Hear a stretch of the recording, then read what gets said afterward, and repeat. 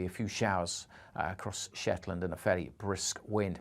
Temperatures, again, mostly holding up just a touch above freezing thanks to that cloud, but still it's going to feel cold on Wednesday morning because not going to be much brightness, a lot of cloud, a bit more brightness maybe coming through by Wednesday afternoon, a few more holes in the cloud here and there. And then later on in the day, the wind's really picking up in the northwest, and we'll see heavier rain coming into the Western Isles and the Highlands of Scotland, accompanied by those strengthening winds. That's why we'll see the top temperatures, so 9, 10 in Shetland, further south, only 6s and 7s, but a little warmer on Wednesday compared to Tuesday. But that low swinging across northern Scotland, well, that could bring some very strong winds across northern Scotland on Wednesday night and Thursday morning before high pressure moves back in to bring most of us dry weather returning to end the week.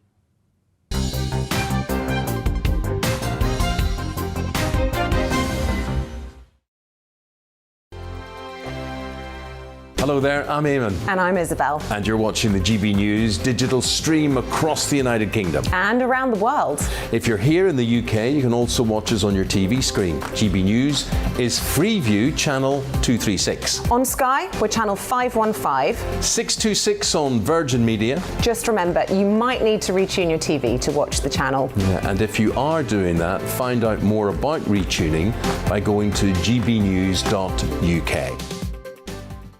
Join my show Farage, 7 p.m. till 8 p.m. Monday through Thursday, and there you will get opinion, analysis, debate, and I'll cover stories that nobody else dares to touch. And then for the last 15 minutes, talking pints. We're over a drink. We have a civilized conversation with someone. We very often disagree, but we do it in a grown-up way. Come and join me on Farage.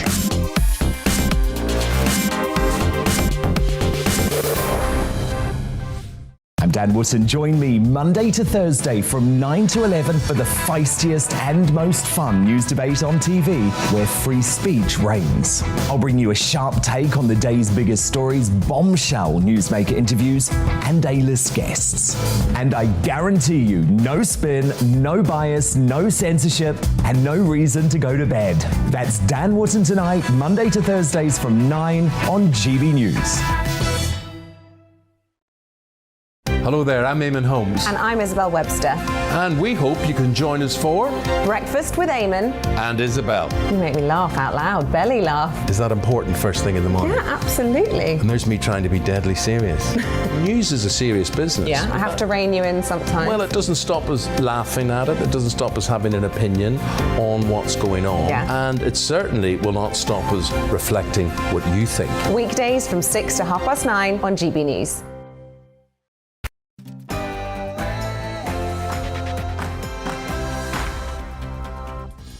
Yes, good morning everybody. This is To The Point on GB News with me, Patrick Christys and Mercy Muroki on your TV and on your radio. We're here all the way through until midday with an absolutely massive show for you. Yes, make sure you get in touch with your views on gbviews@gbnews.uk and we'll be reading those out throughout the whole programme. First, let's give you the latest news.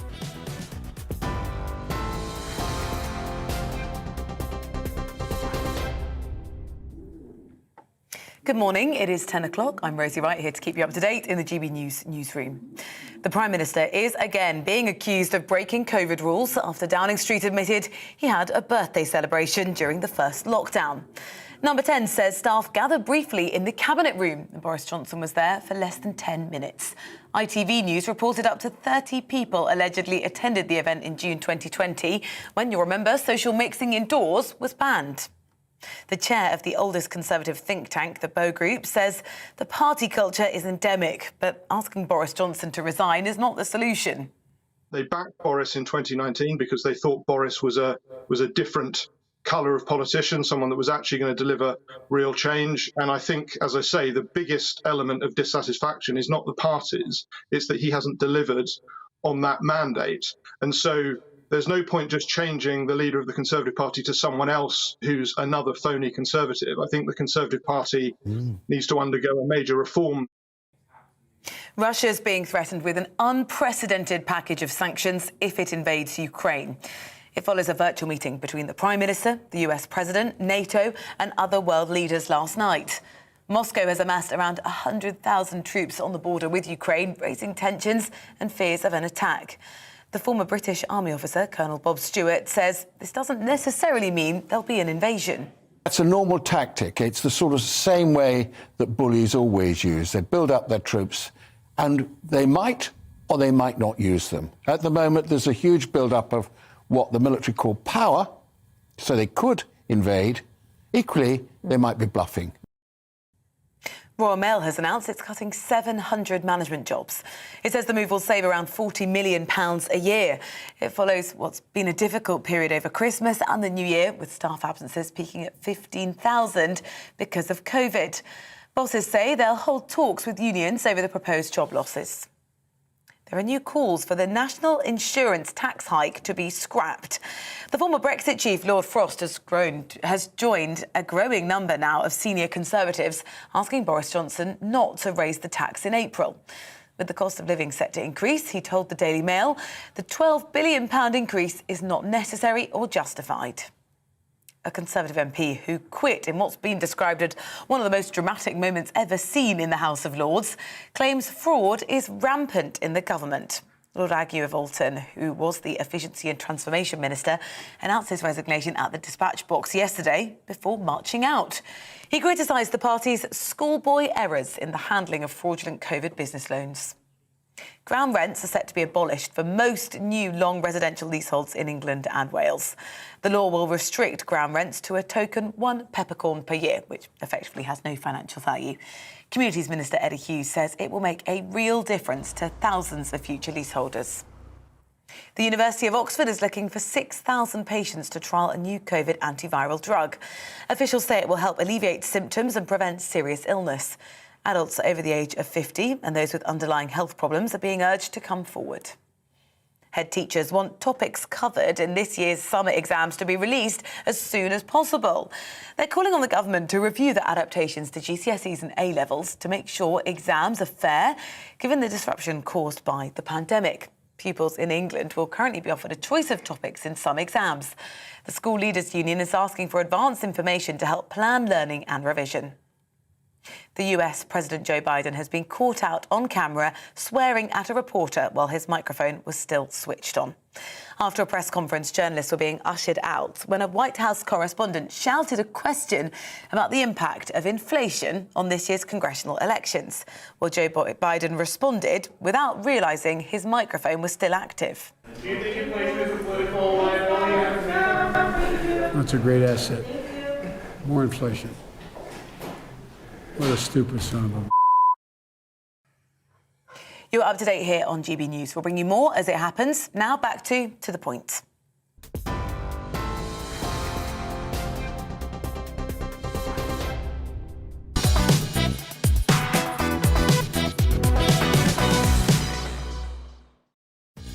Good morning. This is To The Point on GB News with me, Mercy Muroki, and Patrick Christys on your TV and radio. We've got a big show today, so let's give you what's coming up. Yes, indeed. Well, yet another revelation about lockdown parties in Downing Street. It's emerged that Downing Street staff held Boris Johnson a birthday bash, apparently, in June 2020, despite COVID rules banning all indoor socialising. We'll be asking, could this be the final straw for the PM? But also, we've got a Twitter poll running right now. Simply put, do you care?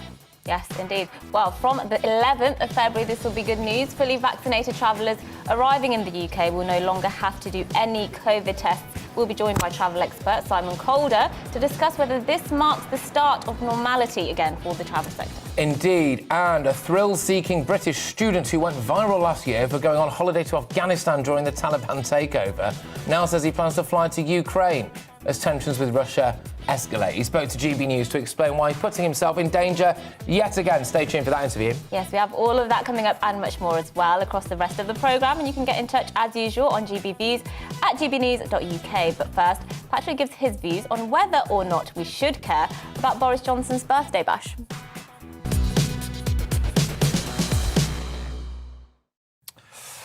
So, is this the final straw for Boris? I want to know what you think about this. Is his birthday party a step too far? Reports suggest that Boris Johnson gathered with 30 people in the cabinet room on his birthday, where he was presented with a cake by Carrie and then had a barbecue. Obviously, a lot of people are very angry about this. The gathering allegedly took place in June 2020. At that time, people weren't allowed to visit dying relatives in hospital, hug their mother at their father's funeral. It does stick in the craw somewhat, doesn't it, that the person dishing out the rules may not have been following them himself. But I've got to be honest, I find it very hard to get excited about Partygate. I completely understand exactly why some people really do care. They think Boris has to resign, they're genuinely very angry. But I'll tell you what else I can understand. Why there are other stories in town. Why Partygate isn't the most important issue. Vladimir Putin is potentially about to start World War III, and we might be about to sack our Prime Minister for blowing out the candles on a Colin the Caterpillar cake.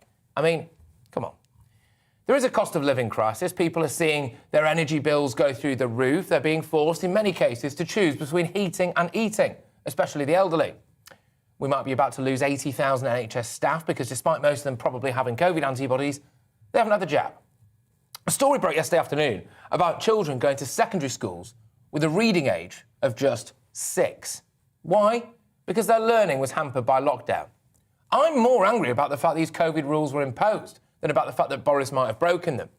I do wonder whether or not as a country we've become a little bit addicted to disaster and chaos.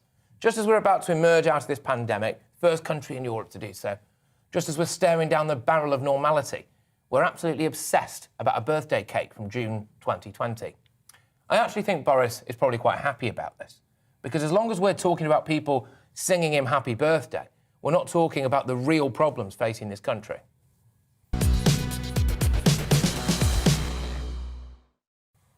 Yeah, I do just genuinely want to know what people think. Like I said, we have got a poll on Twitter at GBNews. You know, do you care about Boris Johnson's birthday party? I think I care much more than you, I think it's fair to say, because it's about integrity, isn't it? And it's about hypocrisy. And people do care about those things. I don't think people actually care about the party per se, the cake per se. That's kind of by the by. It's the fact he imposed these rules that led to people having to make unthinkable decisions, not seeing their loved ones, as you mentioned, in hospital when they were dying. The Queen had to sit on her own at her own husband's funeral because of these horrible draconian rules that have been imposed, which I think took away so much humanity from so many people. Whilst that was happening, they were pretty much disregarding the rules, which for me, it's that hypocrisy, and it's that one rule for them and another rule for everybody else. And I think that's unforgivable. And when you say, you know, we should stop talking about this, there are more important issues to be talking about as a country, I think you're absolutely right. And in a way, I think that's why we need to resolve this issue sooner rather than later. We need to resolve this. In my opinion, I do not think Boris Johnson should stay as Prime Minister. Oh, I think we need to resolve that issue and move on as a country so we can deal with all the issues. Well, it's interesting. I mean, look, you're certainly not alone in thinking that. In fact, well, we'll find out as the result of our very scientific Twitter poll will reveal. But, you know, look, maybe you're in the vast majority of people. It's just, you know, at the end of the day, I kind of every single morning have to try and come up with a bit of a monologue on what I think is maybe, you know, the biggest story of the day. This is the biggest story of the day. And I've spent about an hour out there sitting outside thinking, I'm not sure I care. Well, you know, I'm not sure. And I just wanted to reflect that. Really, well, when you say you don't care about the party per se. No. Do you care he broke the rules? I think that's the question. Didn't you? Come on. Well, yeah, but I'm not the Prime Minister of the United Kingdom who set the rules. If I was the Prime Minister of the United Kingdom, I would not have set the rules that he set. I would not have made them so draconian and made, you know, the Queen sit on her, even though she was apparently offered to have somebody there with her. But I just think it's too much now. It's gone too far, and I want to move on as a country and start speaking about all those things you talk about, and that's why I think the man has to go. I can genuinely, all joking aside, I can genuinely understand why people might be very, very angry about this. Why people think he's almost thinks that you know, Boris is done now. This is the final straw. This, that, and the other. Look, I do get all that. I just think there are more important things on that we could be devoting our national energy towards. One of them being energy, actually, because there's a crisis there. Yeah, indeed. Well, Nick says, just go to some of your views. Well said, Patrick. I totally agree. We have to set our priorities. It is not about integrity, which is what I said. It's about priorities, basically. So Julie here says, please just stop it about Partygate. Do the right thing. Stop going on about it. For once, I disagree with Mercy. You're allowed to. Boris should stay. Well, there we go. Yeah, look, there's a lot of people getting in touch about this. I'm fed up with this media obsession with this stale cake news. That's from David. Here we go. Alan's on. Thank you, Alan. You're missing a point. Boris is a liar and a cheat. Yeah. And the birthday party shows that he's a clown who's taken us all for fools. Yes, that's so. it. A range of views. Yeah, well, somebody says, no one seems to be, who's this? Wendy says, nobody seems to be focusing on the role of Dominic Cummings in all of this. He's acting like a loose cannon. How is it he's basically capable of bringing down the government? What are the implications for the relationship between Prime Minister and advisors? That's a good question, isn't it? Now, we've just been joined by a very excited Tom Harwood. What's happening? Cressida Dick has just appeared before the London Assembly and announced that the Metropolitan Police will be investigating the parties in Downing Street and in Whitehall. This is a significant change from the Metropolitan Police, who had said they wouldn't investigate historic offences, but she has just, in literally the last few seconds, announced that the Metropolitan Police will be investigating these parties. And what has triggered this change, do you think? Well, she was laying out in quite some detail why ordinarily the police would follow the 4 E's, as she called them, what was developed by the Metropolitan Police, how the police would first try to engage with people, try to explain the rules, try to encourage, and only as a last resort enforce. And Cressida Dick was explaining that for the vast majority of alleged offences across this pandemic, there hadn't been actual enforcement. People responded to police encouragement. And so it was only a small number of breaches that actually received fines and the like. However, she went on to say that there was something that has changed in the way that the Metropolitan Police operate with regard to how offences that are particularly significant or potentially particularly significant could now be investigated. And so the number 10 and Cabinet Office and Whitehall alleged events are to some extent being now treated differently from ordinary events because of the weight that they carry. And so these are now going to, not all of the reports that we've heard about, but a significant number of the reported events that we heard about during various stages of lockdown are now being investigated by the Metropolitan Police. And realistically, I mean, who is on the chopping block, or is that something they will have to establish? Because it's not going to be the Prime Minister, is it? Would it be the people who actually arranged those events? I mean, where does the accountability lie eventually, do you think? Well, I suppose there are lots of different answers here, because there are some events that, of course, the Prime Minister is alleged to have attended, some events that the Prime Minister was literally tens of miles away for while there were staff, whether it's special advisors or civil servants. Tom, sorry, I'm just getting in my ear, Tom, apologies to interrupt you, that we're going to go to Cressida Dick right now, I believe. So this is the Metropolitan Police Commissioner, Cressida Dick, talking about these lockdown rules and parties. Your team about what was going on in Downing Street while the coronavirus lockdown laws were in place. So you'll be aware that there are a number of officers posted in the surrounds of Downing Street and indeed what we call more generally the government security zone. They have a very clear role and that is protective security. You'll be aware that the ones you see are all armed and they have a job to do. In relation to anything they may have seen or heard or done or not done, again, I'm afraid I'm not prepared to comment. But I can assure you that we are carrying out our investigations, and if that is a relevant matter, we will find out about that. Thank you.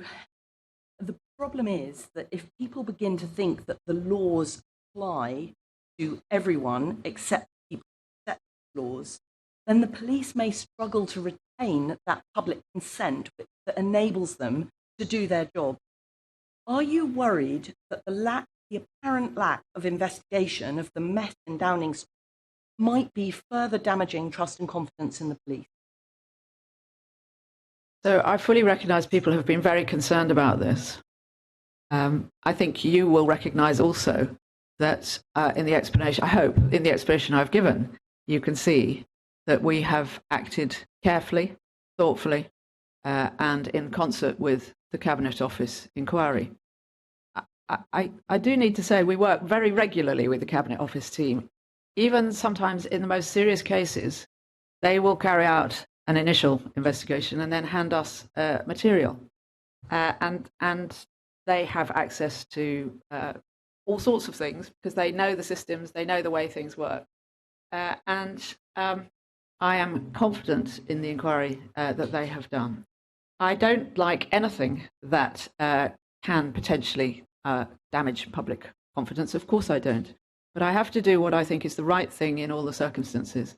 And sadly, in policing, also recognise that sometimes some people won't be happy. But as long as we know that we have acted fairly, impartially, that we have done our jobs and we've done them to the best of our ability, then that's what we have to do. And just finally, your investigation, the welcome investigation that the Met is now investigating a number of events, when do you expect to be able to report back on that? I can't give you a timescale, I'm afraid, at the moment. I just can't. All I can say is we won't give a running commentary, but in accordance with our normal press guidelines, we will, of course, update the public at significant moments. Thank you, Chair. Thank you. Assemblymember Pigeon. Thank you very much. Commissioner, I don't imagine any of the parties were silent discos. We've seen pictures of people gathering in the garden over wine and cheese. As already mentioned, police on site probably would have heard drinking and talking in the garden, but also Downing Street in the area has so many CCTV cameras 24 hours a day. Will those form part of your investigation that you've announced this morning? We will, of course, be going where the evidence takes us.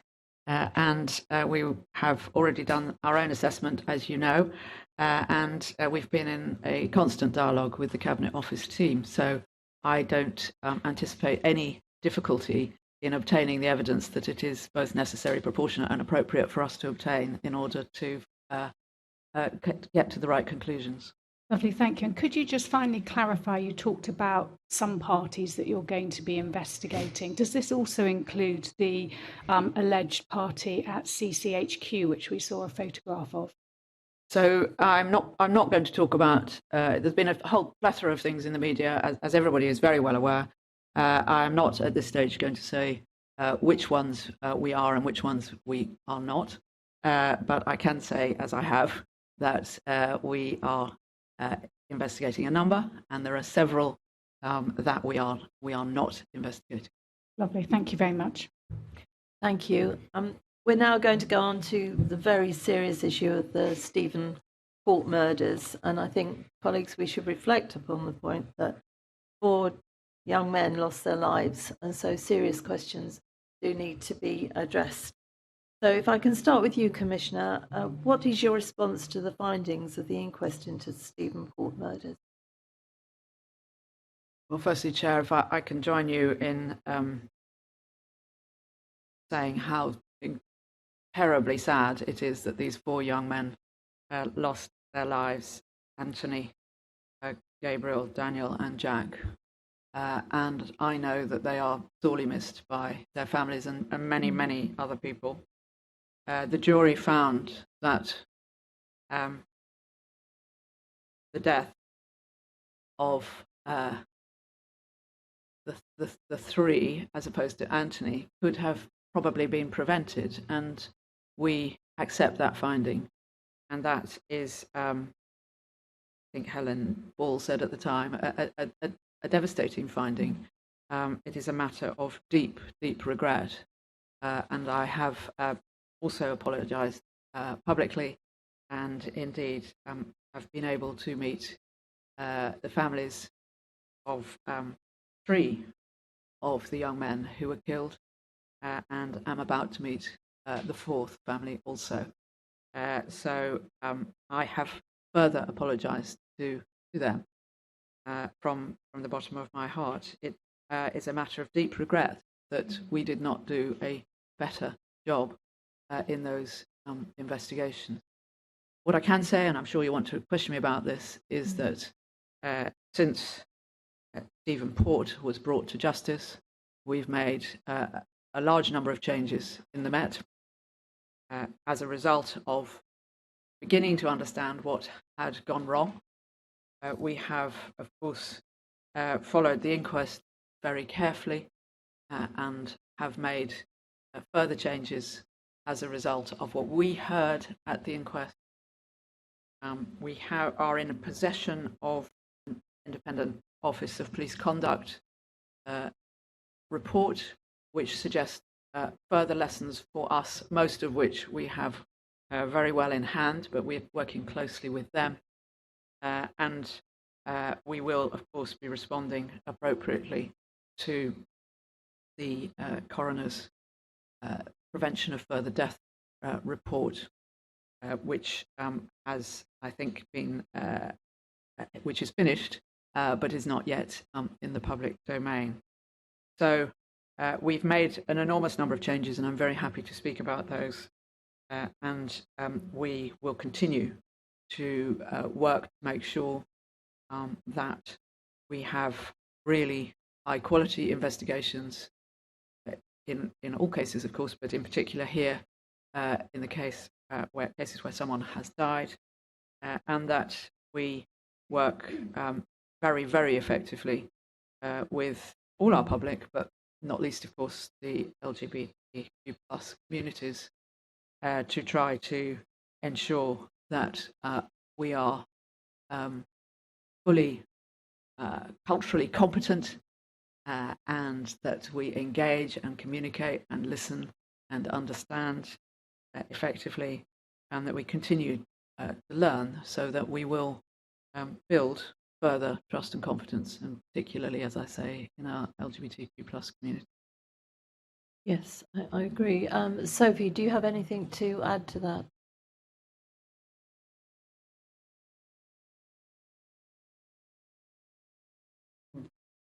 I would add my also heartfelt condolences to the families of victims, and of course, followed the court case very carefully, as well as followed the inquest very carefully. And as the Commissioner said, it is a really devastating finding of the coroner that the 3 young men's lives have been saved, and that's something that clearly the families will have to live with all their lives, and we will also have to live with.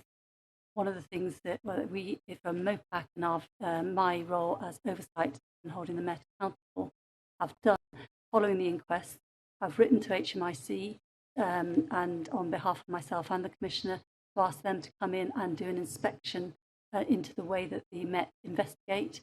We are at the moment discussing those terms of reference at HMIC, and of course we'll be looking at the prevention of death report from the coroner to make sure. Well, that's quite big stuff, really, isn't it? Yeah. Boris Johnson and, the Met Police, I suppose, potentially going to now investigate everything that's gone on re-Partygate. I've never had a monologue be so immediately overtaken by events before. Very timely, isn't there it? we go. Very timely. Look, Mark White is with us now. Mark, massive story, this. Yeah, very significant indeed, because, of course, what we've had up until now are breaches that have potential breaches that have been investigated by Sue Gray, with a look to the political ramifications of any breaches. That is different to now the potential of criminal sanctions.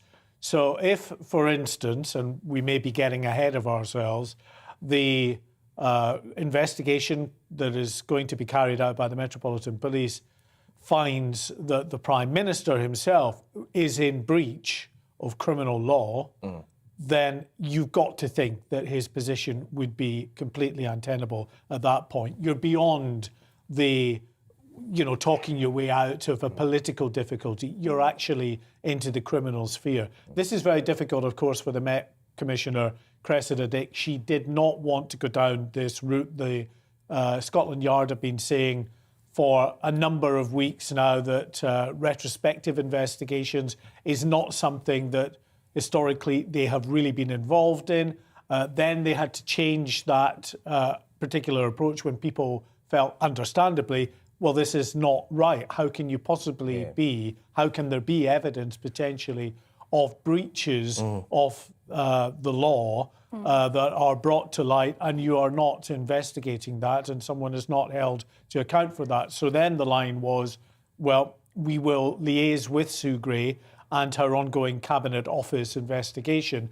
And if it comes to the point where we get enough evidence of potential COVID law breaches having taken place within Downing Street, then we will launch a formal investigation. Now, there was some uncertainty as to whether that was going to be at the end of the Sue Gray process, or if during the Sue Gray investigation something came to light that immediately required an investigation.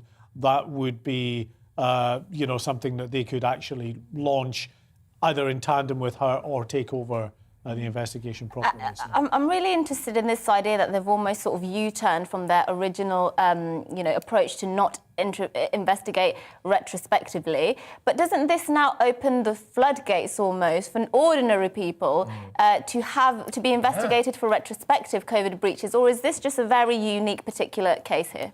Potentially, but I think you'll find that there have been people across the country that retrospectively have been, not a huge amount, but that have been retrospectively prosecuted for breaches of COVID laws. So, I think the precedent has been set there. This is more to do with the fact that the Met did not want to get involved and embroiled in a big political furore. It's not really even on the sort of, the merits of investigating retrospectively or the principle of investigating retrospectively. This is a big political mess. The last thing that Scotland Yard wants is to be absolutely front and centre of the investigation into that. But there comes a point, clearly Cressida Dick feels, if there is enough in the way of evidence there, they can go on and invest. Now, this doesn't mean, I should add, that, there will be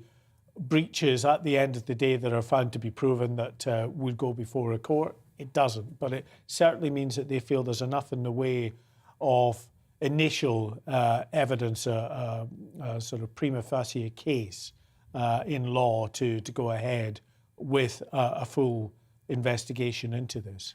Are the Met Police essentially investigating themselves a little bit as well? Because they obviously have a lot of officers in and around Downing Street, and if this party was allowed to happen, as it were, that could be a problem, surely. It's certainly possible, that an offshoot of this might be, if not prosecutions, then perhaps words of advice or some kind of disciplinary proceedings against officers. But I think, to be honest, I'm not sure that there would be many people clambering for that. Those officers are just doing the best job they can in trying to secure Downing Street, which is their primary job. They're not necessarily to know what's been happening within those walls, but clearly I think they had an inkling, because they have been giving evidence to Sue Gray, they have been making statements to Sue Gray, and it is possible that on the back of those statements, that may have been something that helped tip this over the edge in terms of launching a more detailed investigation. Sure, and very finally, what implications does this have for that expected publication of that Sue Gray report, which was expected towards the end of this week, really, wasn't it? Well, that's what we don't know, because this evidence session is ongoing. I didn't actually hear what the processes are likely to be now, and whether that has actually been discussed yet.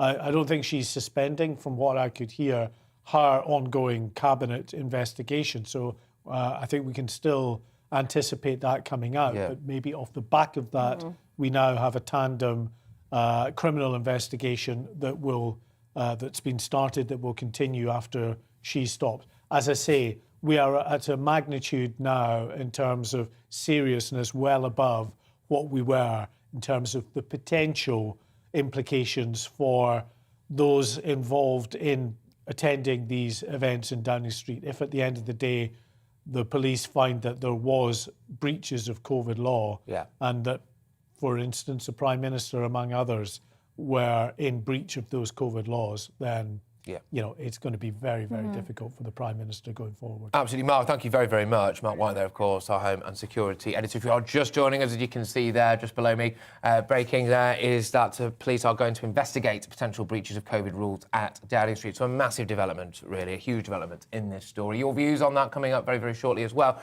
GB Views at gbnews.uk. Let us know what you think. But we're going to go right now to Rosie Wright with your headlines.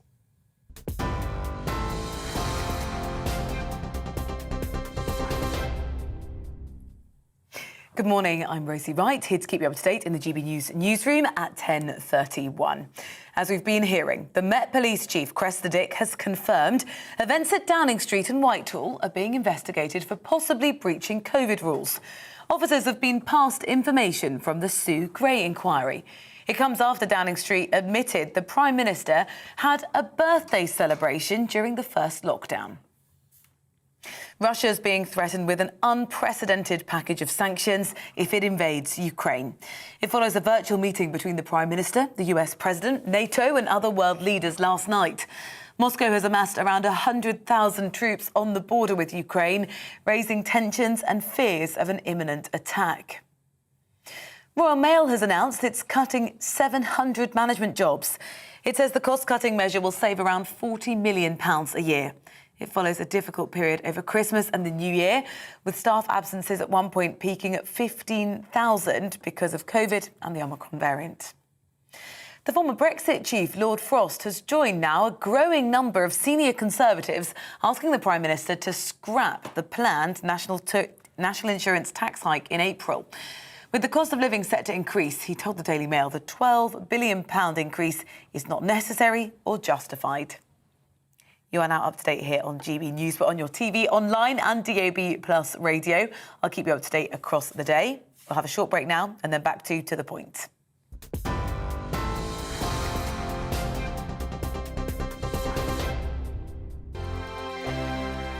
Hello there, I'm Eamon. And I'm Isabel. And you're watching the GB News digital stream across the United Kingdom. And around the world. If you're here in the UK, you can also watch us on your TV screen. GB News is Freeview channel 236. On Sky, we're channel 515. 626 on Virgin Media. Just remember, you might need to retune your TV to watch the channel. Yeah, and if you are doing that, find out more about retuning by going to gbnews.uk. Join my show Farage, 7 p.m. till 8 p.m. Monday through Thursday, and there you will get opinion, analysis, debate, and I'll cover stories that nobody else dares to touch. And then for the last 15 minutes, talking pints. We're over a drink. We have a civilised conversation with someone. We very often disagree, but we do it in a grown-up way. Come and join me on Farage.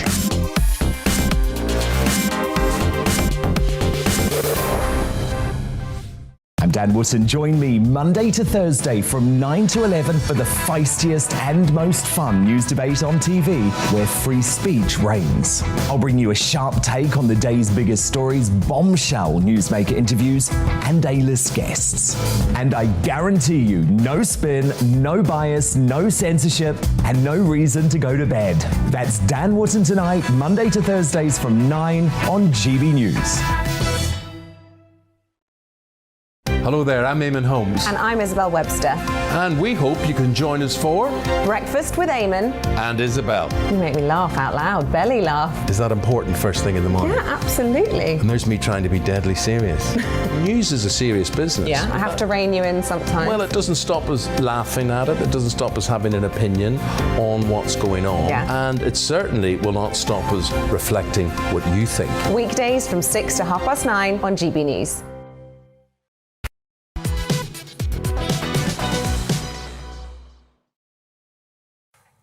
Yes, well, good morning, everybody. It is 10:26. This is To The Point. I'm Patrick Christys, and Mercy Muroki is here as well, as always, and we're live on your TV and your radio.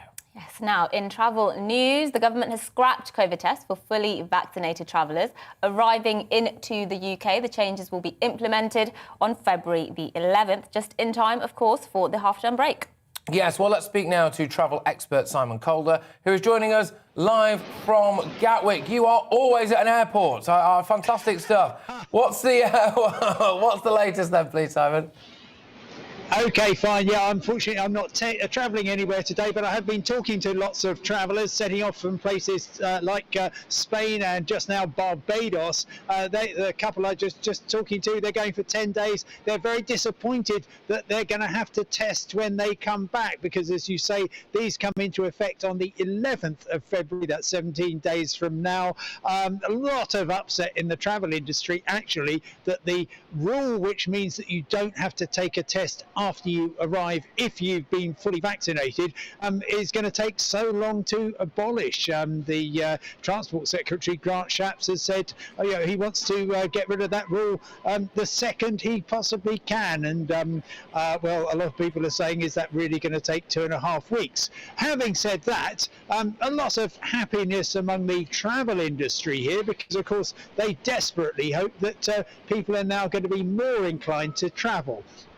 If you're fully vaccinated, or indeed you're under 18, no need to have that lateral flow test after arrival, which is going to save typically £25 per person. Removes a bit of the complexity as well, but I'm afraid those of us who regard the passenger locator form as a terrible vortex of despair that always seems to dog the last day of a holiday, that's going to stay in place. You're going to get 72 hours though to fill it in. And I tell you what, for people who have not been fully vaccinated, the changes are even more significant, because they will no longer need to self-isolate. Anybody at the moment landing here at Gatwick or any other airport who hasn't been fully vaccinated, you're going to be going into self-isolation for 10 days. You're also going to have a couple of PCR tests. The self-isolation is going to stop, and one of the PCR tests will also stop. So a very significant change there. Yes, indeed, and you're using this term fully vaccinated, and we all used to know what that means, of course. It used to mean 2 jabs. Can you just tell us whether it still means 2 jabs or it includes a booster jab as well?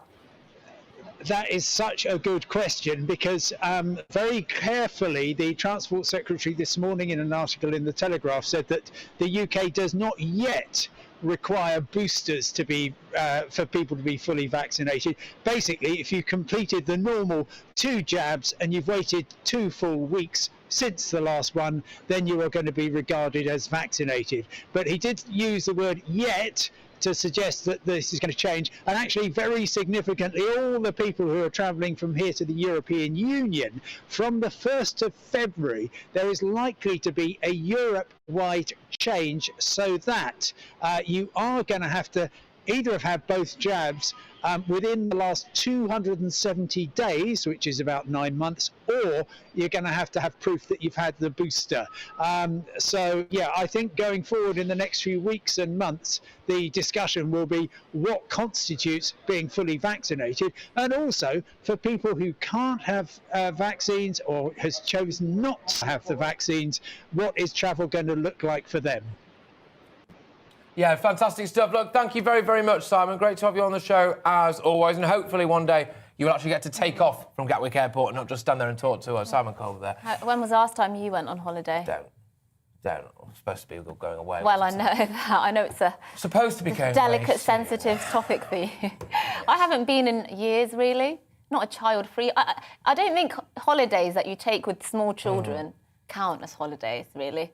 Well, it doesn't look like it. I mean, it looks like they're more stressful than not going on holiday. Yeah, or you could just drop them off at the kids' club and hit the bar.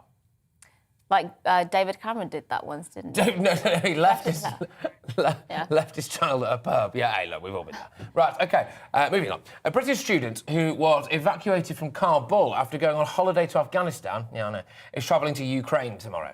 Miles Routledge from Birmingham says Birmingham is more dangerous than Ukraine.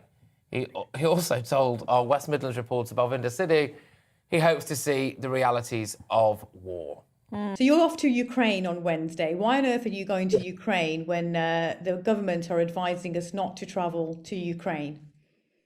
Well, truthfully, it's a good sense of adventure. I think I'm going to go there and see what's actually going on. Start filming some stuff. I've got some interviews lined up with people on the front lines, not particularly soldiers, especially, but actually everyday people. And I'm going to tell their story about what's actually going on.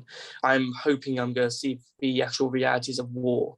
And I'm hoping to come across some good people during the situations where, despite their hardships they're going through, they actually see some amazing I see some amazing things from amazing people helping out each other. What is the point in you going to Ukraine? I mean, what benefit are you bringing to anyone by putting yourself in such a dangerous position? So when I go to Ukraine, I'm going to bring some medical supplies and I'm going to bring some food and general stuff. So if something does go wrong and people need help, I'll be able to offer it to some degree. So I'm not just going there and, filming tragedy. I'm going there because people are inviting me. They invited me into their homes, that they actually want to meet me and shake my hands because they like what I do. Why are you putting yourself at such risk? Well, I honestly think it's more dangerous going to Birmingham nowadays anyway, and I can say that because I grew up in Birmingham anyway. I think the risk is worth it because it's got a reward. It's kind of similar to saying why soldiers would go to war or other war journalists would actually go there. It sustains my lifestyle. So I'm not making tons of money off this. I'm basically just skimming off the top. But at the end of the day, I get to travel. I've got that kind of knack for what I do, and I thoroughly enjoy it. What about your family, though? Surely they don't want you to go to Ukraine. Oh, surely not. Well, truth is, I'm estranged from my family. So if I had a family that, cared about me and I actually liked them and so on, or if I had my own children or anything like that, I wouldn't do this. I would actually just join the army or some other government job. But sadly, I don't have any family. What would you say to those people who would say that you traveling to Ukraine right now is incredibly irresponsible? I know you're taking responsibility for your own safety, but there are people watching. They're going to say, why is he not following the government's advice? Why is he not just staying put and helping in another way? There's plenty of people who need charitable support in England. With people in Ukraine, they're going to be directly affected by war that they can't escape from factors they can't control. At least with the struggles in the UK, most people have food on the table and aren't hearing bullets flying overhead. So I think I've got to prioritise things globally anyway. Well, our reporter Balvinder Sidhu, who you saw there on the package there, she joins us now on that interview. I do have to say, I find him really irresponsible because I feel like he's not just putting himself in danger for God knows what reason. I couldn't quite see the justification. But he's also putting other people in danger. He had to be evacuated, didn't he, from Afghanistan. Why is he doing this?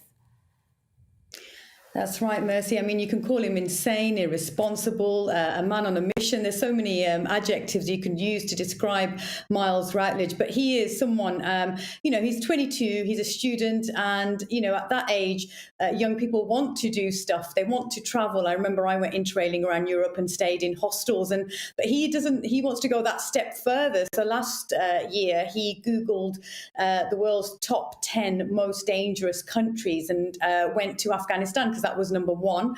While he was there, the Taliban takeover happened and he had to be evacuated. And he was heavily criticised because he took up a seat on a plane that could have been used by someone who needed it.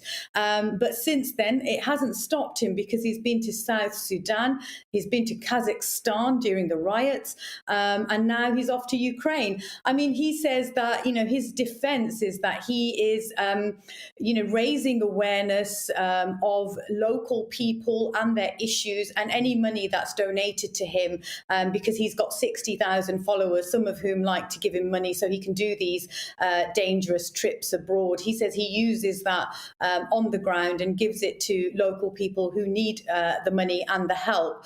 But of course, there's so many people this morning that have been writing in on social media and emailing GB News who've said things like, war is brutal, it's unforgiving, and doesn't recognise a cheeky chappy like Miles.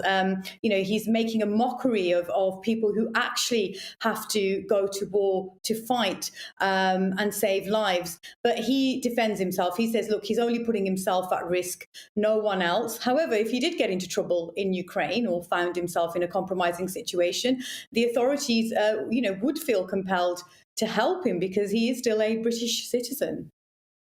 Yeah, good stuff, Paul. Look, thank you very much for bringing us that story. And I mean, goodness me, this guy's walking a fine line, isn't he? I think he should just get a hobby or a girlfriend, really, personally. I mean, what are you playing at? Well, we don't know what Miles is into. Could be anything. Can't assume. He likes dangerous situations, that's for sure. But yeah, a bit of a weird one. I can't help but feel like he's being a bit selfish, really. I mean, if like you said, if he has to go and get rescued or something like that, It just seems we'd have to waste time and money trying to get him out of somewhere. He's freely walked into a very deadly situation, hasn't Yeah, that's true. Anyway. Well, moving on to something else. Peatlands, more commonly known, of course, as bogs, are drying up across the country due to warmer temperatures. Why does that make you laugh? Well, you said bog. Yeah. Anyway, right, carry on. But scientists claim that climate change could result in the loss of some of the country's most important historical artefacts. So Christian Dunn is Associate Pro-Vice Chancellor for Sustainability, Wetland Scientist and Senior Lecturer at Bangor University. Thanks for joining us.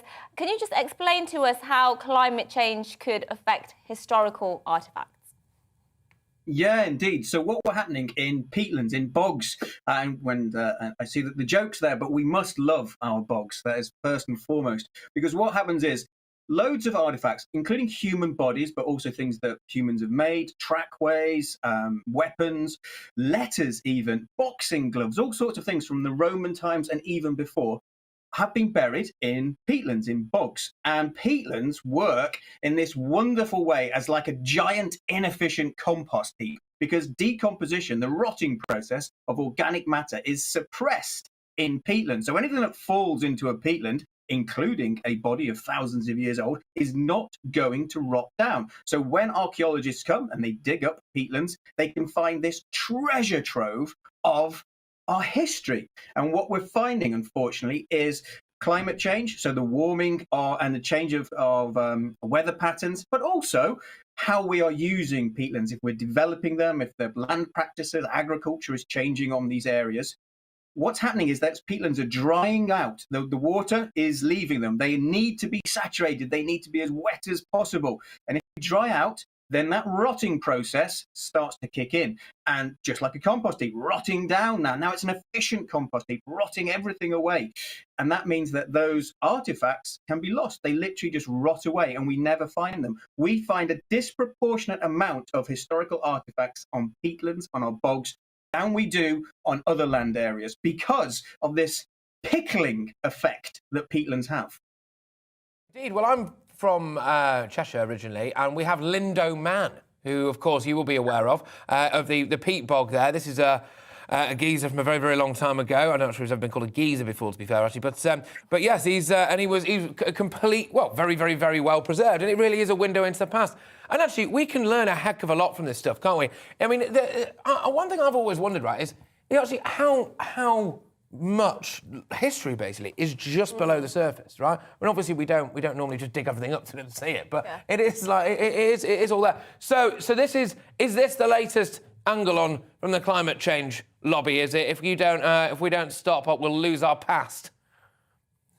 Well, indeed. I mean, if we don't look after our peatlands, then we lose our history, and we also could lose our future as well, because they store climate-changing amounts of carbon. Our peatlands, they are the most important terrestrial store of carbon on the planet. They cover a fraction, 3% of the Earth's surface, yet they store at least twice the amount of carbon than is on all our world's forests. So we have to look after them. Climate change is clearly affecting areas of our peatlands because it changes the weather patterns, it changes the climatic, it's called the climatic envelope of where those peatlands can exist. So if that changes, we lose our peatlands. But it's also, we dig up peat for horticultural purposes, for compost. We still dig up vast amounts of our peatlands to put on our gardens, which is just a crazy thing to do because it's such an important habitat for so many reasons. And this is yet another reason why we need to look after them, because they are storing all our history on our past. Good stuff. Good stuff. Look, thank you very, very much. Christian Dunn there, Associate Pro-Vice Chancellor for Sustainability, Wetland Scientist, and as well as Senior Lecturer at Bangor University. Good man. Yes, now, before a short break, let's look at some other stories doing the rounds today. This one made me pretty angry, actually. An angry parent was forced to remove an online post of their 12-year-old son after he received fat shaming online. Are you laughing? I thought you were laughing. No. A picture posted on Twitter showed the boy, named as Alfie, playing rugby, and his parents commented alongside the image, saying people should show more empathy because he's working hard to get fitter and his confidence is already low. No, I think that's his father. That's I think a rugby player who I don't know, but that's terrible, isn't it? People are very mean. Do you know what I never understand? When people fat shame people who are at the gym or doing activities. Oh, yeah. It's like, well, they're doing what you want them to do, surely, by being at the gym. But lots of bigger people, fat people, are we allowed to say fat these days? They do get embarrassed, don't they, about going to the gym?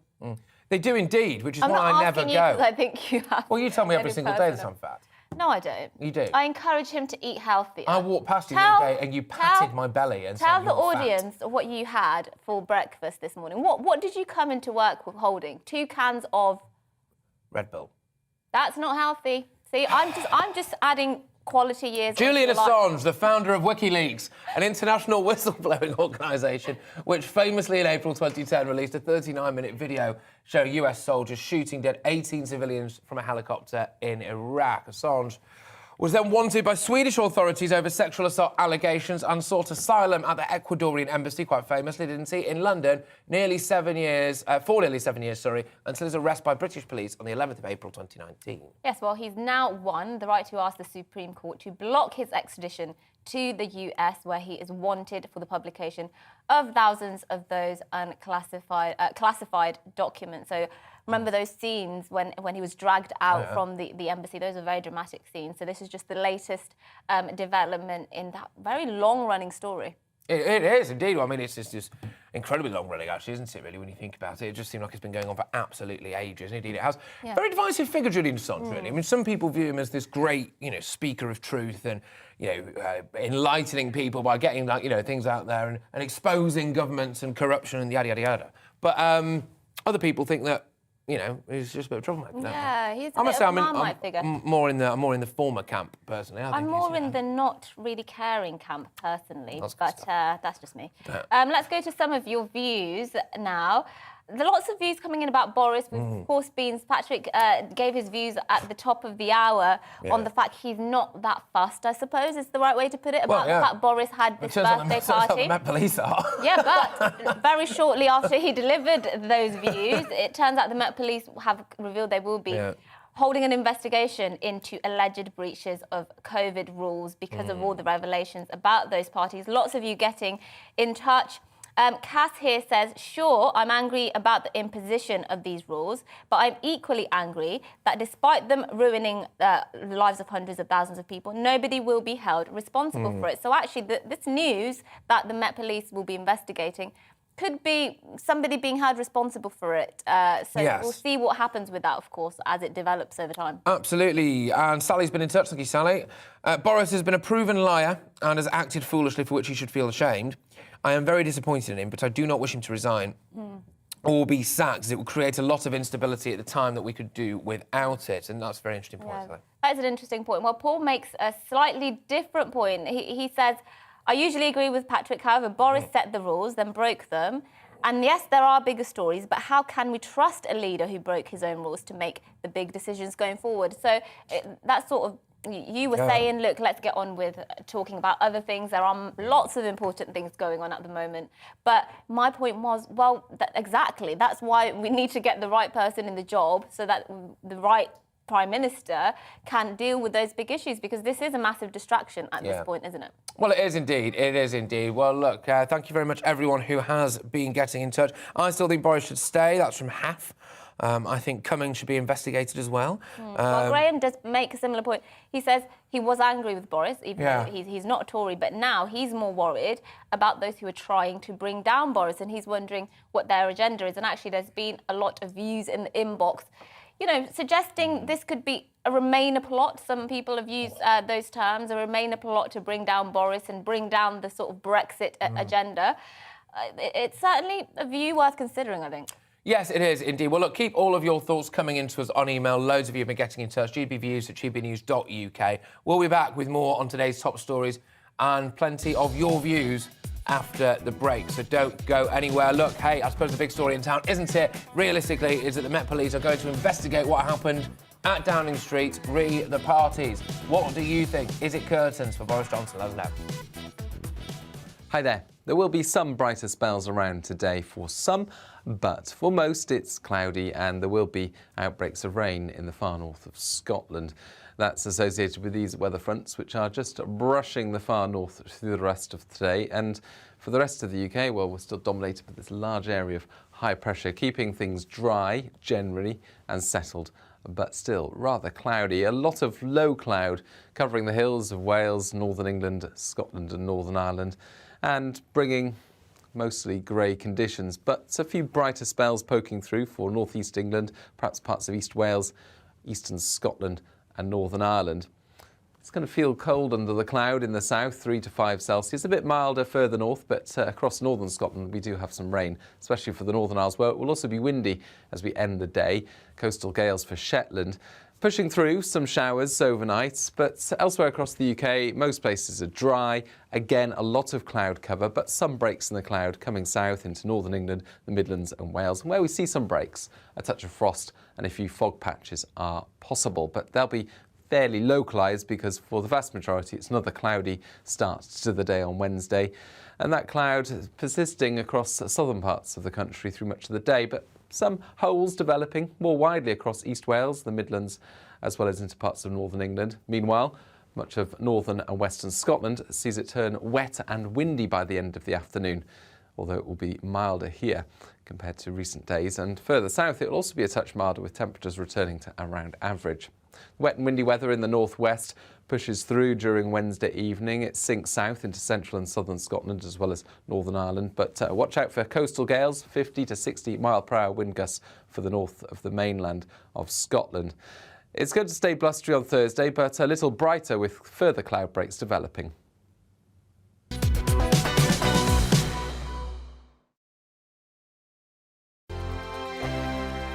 Hello there, I'm Eamon. And I'm Isabel. And you're watching the GB News digital stream across the United Kingdom. And around the world. If you're here in the UK, you can also watch us on your TV screen. GB News is Freeview channel 236. On Sky, we're channel 515. 626 on Virgin Media. Just remember, you might need to retune your TV to watch the channel. Yeah, and if you are doing that, find out more about retuning by going to gbnews.uk. Join my show Farage, 7 p.m. till 8 p.m. Monday through Thursday. And there you will get opinion, analysis, debate, and I'll cover stories that nobody else dares to touch. And then for the last 15 minutes, talking pints. We're over a drink. We have a civilised conversation with someone. We very often disagree, but we do it in a grown-up way. Come and join me on Farage.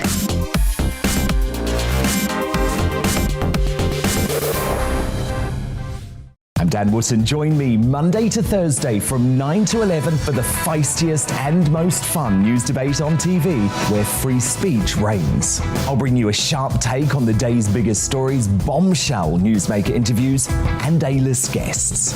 And I guarantee you, no spin, no bias, no censorship, and no reason to go to bed. That's Dan Wootton tonight, Monday to Thursdays from 9 on GB News. Hello there, I'm Eamon Holmes. And I'm Isabel Webster. And we hope you can join us for Breakfast with Eamon. And Isabel. You make me laugh out loud, belly laugh. Is that important first thing in the morning? Yeah, absolutely. And there's me trying to be deadly serious.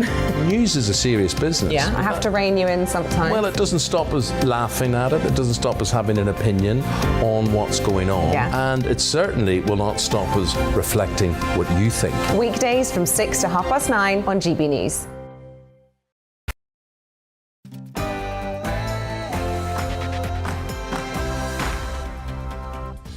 Good morning, everybody. This is To The Point on GB News with me, Patrick Christys, and Mercy Muroki on your TV and on your radio. We're here all the way through until midday with a massive show. Of course, there's been some huge developments regarding the Downing Street parties, hasn't there? Yes, indeed, and we'd love to hear your views about all of that. You've been getting in touch to give us your views, and we'd like you to carry on. We'll be reading those throughout the rest of the programme. But for now, let's give you the latest news.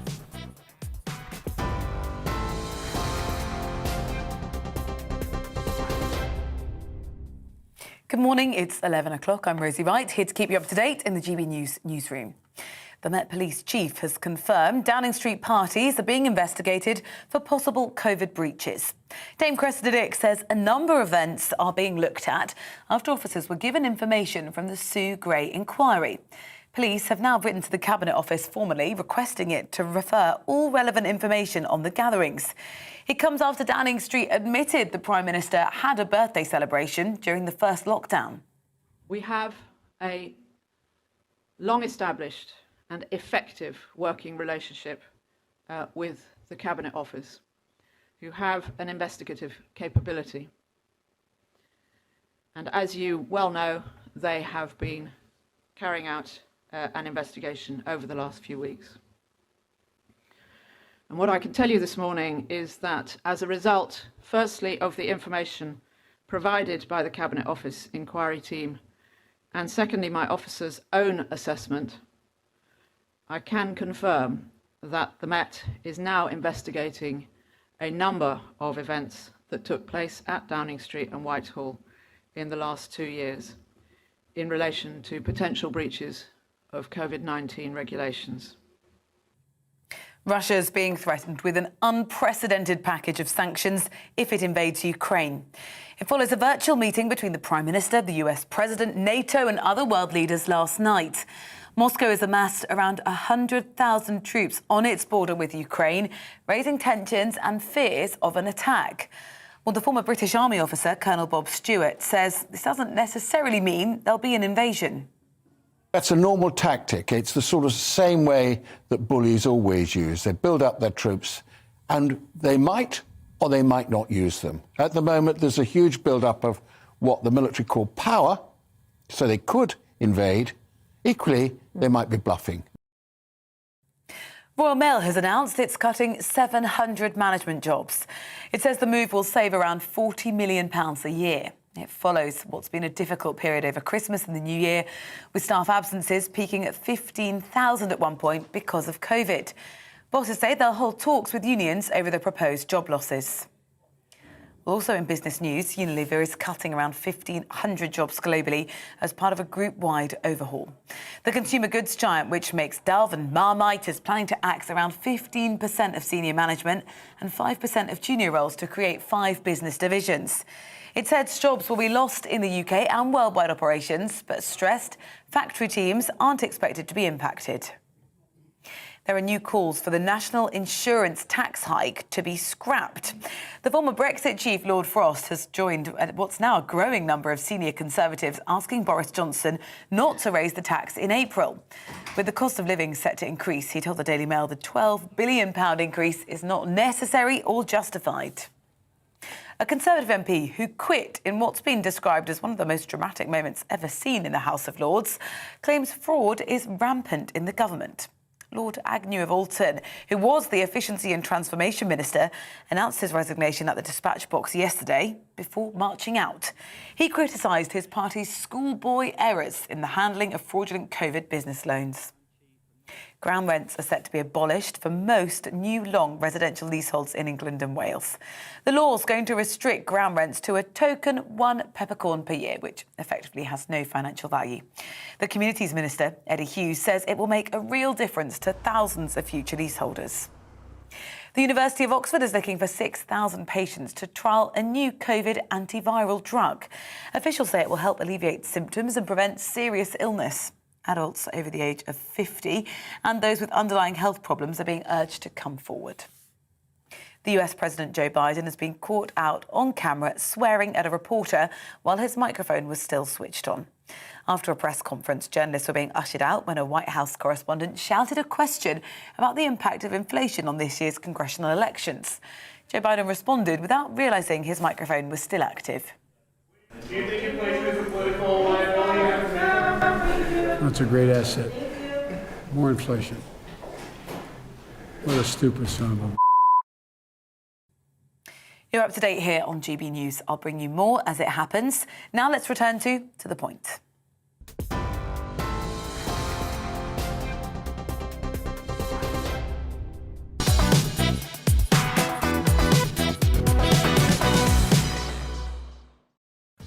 Yes, morning. That Joe Biden clip really is quite something, isn't it? This is To The Point here on GB News with me, Patrick Christys and Mercy Muroki. We're here on your TV and on your radio, but make sure as well, we're going to be bringing you, of course, all the biggest stories of the day, but we want your views as well. GB Views at gbnews.uk. Yes, here's what's coming up. Just over the last hour, the Metropolitan Police have announced they've launched an investigation into parties held in Number 10 during lockdown. We'll be live in Downing Street in just a moment, and our Home and Security Editor, Mark White, will be joining us in the studio in just a second. Yes, and how should the West be tackling Russian aggression? Well, NATO countries have agreed to hit Russia with unprecedented sanctions if it invades Ukraine. We'll hear the views of British Army Colonel Bob Stewart on that delicate situation on the border. Also on the programme, Austria has announced a controversial new vaccine mandate which would financially penalise the unvaccinated. We'll be talking to one Austrian who is taking a stand. Yes, indeed. We have all of that coming up and much, much more across the programme. You can get in touch as well. Like I said, GB Views at gbnews.uk. Stay tuned.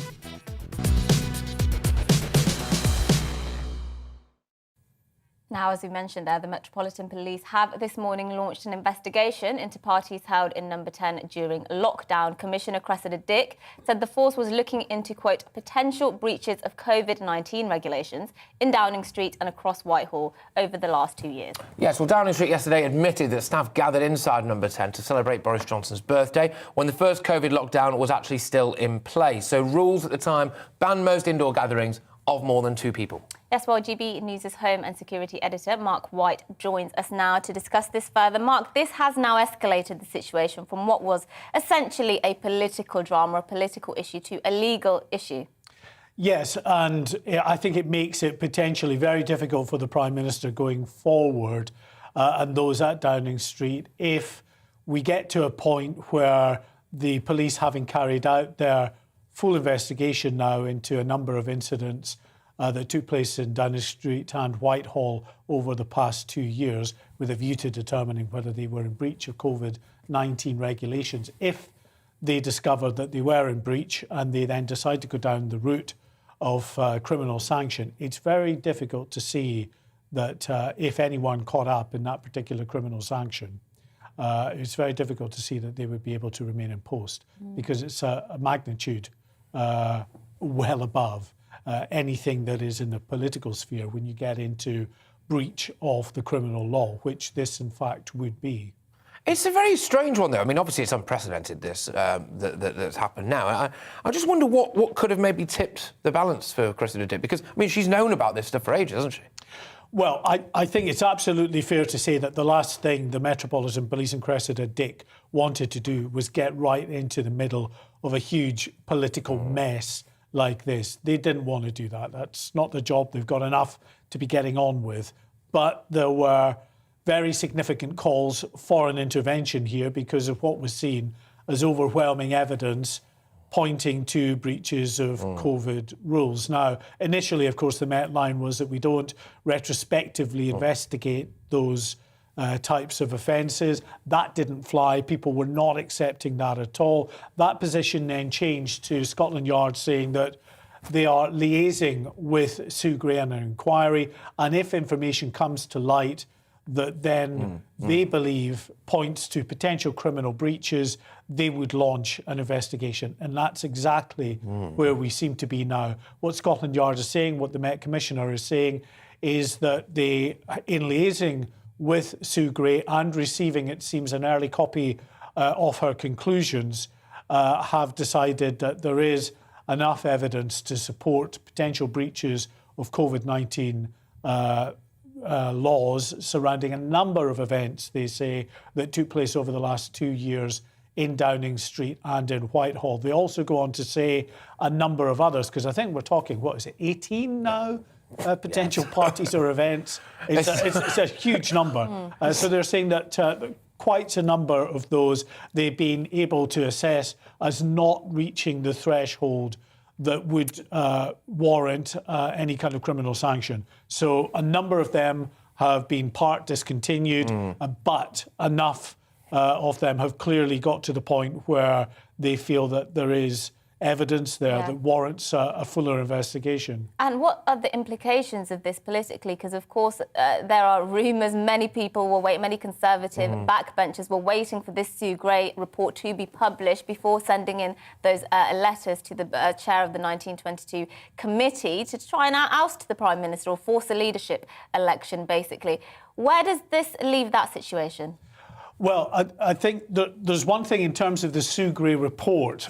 I think it's clear from what Scotland Yard has now said that report, them having had sight of her conclusions, and remember, within days that report was due to be published, I think it's clear that she has clearly concluded that there were breaches of COVID-19 laws, and that's why they, in tandem with her investigation, have decided to launch the criminal investigation. Now, the other issue, it's being reported that her report will be delayed until the conclusion of the criminal investigation. I've just spoken to a source who has confirmed to me that, yes, that is their expectation, that Sue Gray's report will not be published until the criminal investigation has reached its conclusion.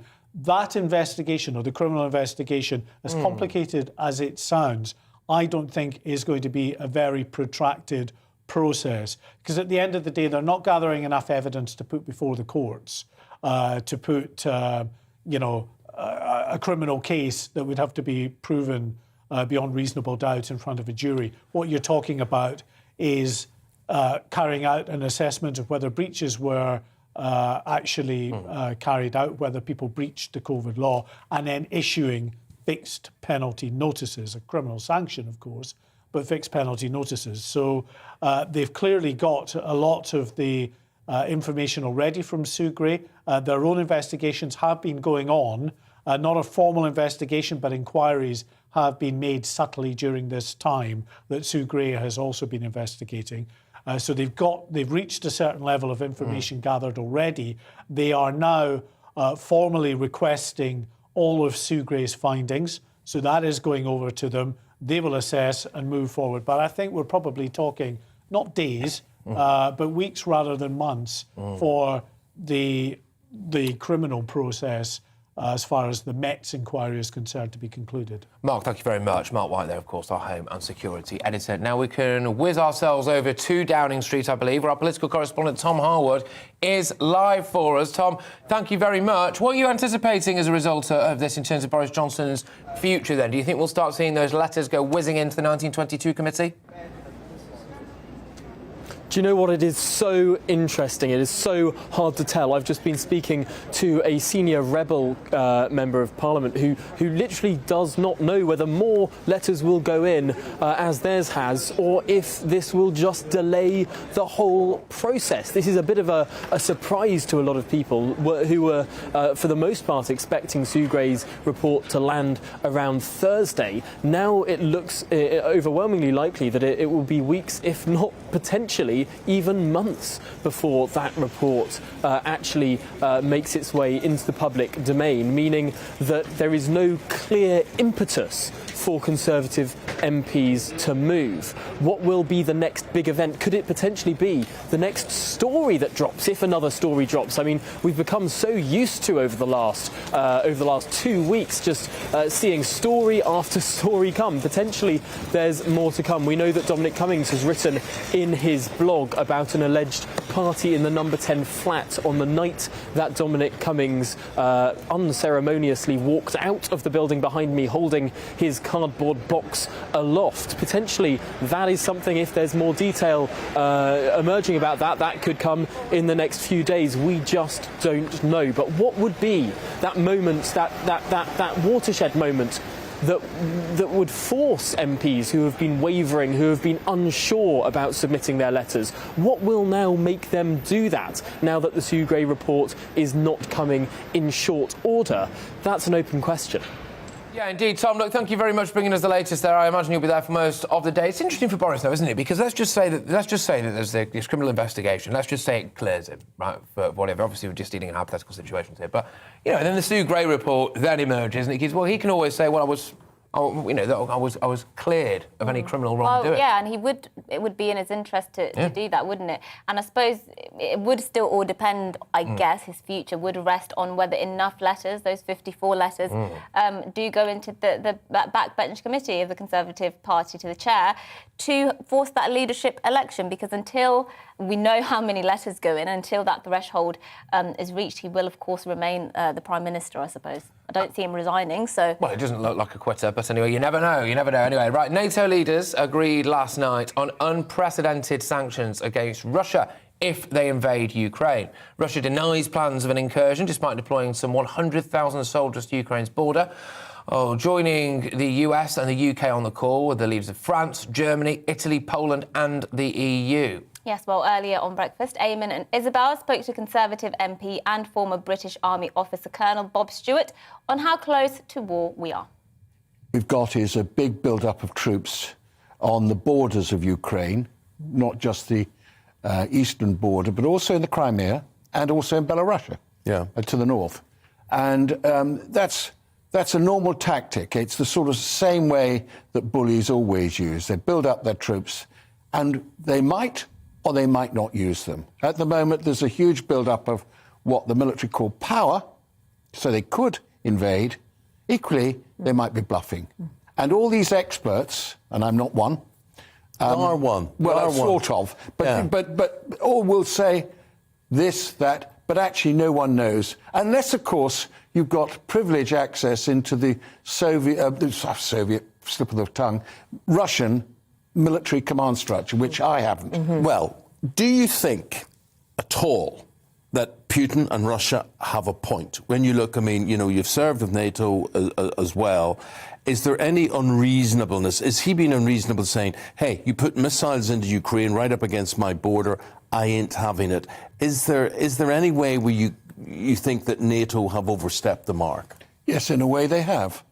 Because there's this feeling way back when the Soviet Union was splitting up that West said, look, we're not proposing to put NATO troops on your borders. Well, there have been NATO troops exercising. So from the Russian point of view, yes. But actually, the real point is NATO is a defensive alliance. All those countries that want to join NATO, it's not NATO that's saying, come and join us. It's them that's saying, we want to join NATO. So the Russians absolutely don't like that. They don't want that. They consider, particularly Ukraine, to be part of their sphere of influence. And Ukraine is wanting to join NATO. They've got the Russians, quite rightly, in a way, from their point of view, and I'm trying to look at them from their point of view, are saying, we've got our Black Sea Fleet in the Crimea. And you're suggesting that we give that up. Yeah, give access to that up, You know, and the answer is, well, they won't.